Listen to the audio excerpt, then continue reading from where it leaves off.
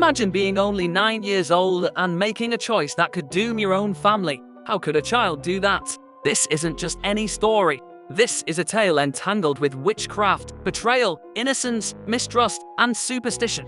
You ready to explore this psychological mystery?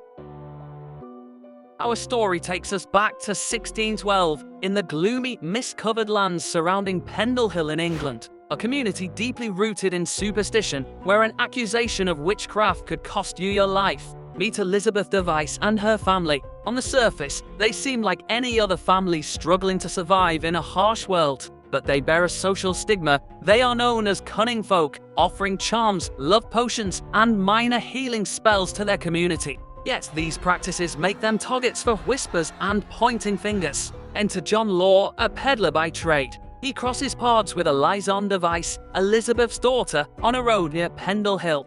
A simple transaction goes sour. Alizon requests pins from Law. 17th century metal pins were handmade and relatively expensive, a seemingly innocent item but commonly used in folk magic. Law refuses and shortly after finds himself paralyzed on one side of his body. Naturally, an accusation of witchcraft follows, and suddenly the Device family is at odds with the law and societal norms. The stakes are now dire. But here comes the twist, a deeper layer of complexity that makes our story unique. You remember our opening question? How could a 9-year-old betray her own family?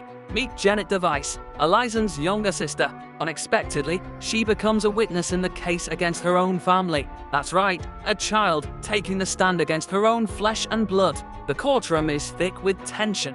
The lives of Elizabeth, Alizon, and others hang in the balance, and the scale tips due to the shocking testimony of young Jennet. Jennet confirms the accusations against her family. She speaks of midnight meetings where members of her family consorted with spirits. She talks about concoctions and spells prepared in their home, mentioning names of demons they supposedly summoned. Her vivid testimony, delivered with a child's innocence, but bearing grave implications, leaves the courtroom stunned. They are found guilty and sentenced to hang. And so, the unsettling answer to our opening question becomes painfully clear. Societal pressure, fear, and perhaps manipulation coerce a 9-year-old Jennet into betraying her family, contributing to their grim end. In the bleak aftermath, the Device family members meet their tragic end, swinging from the gallows. But the story doesn't end there for young Jennet.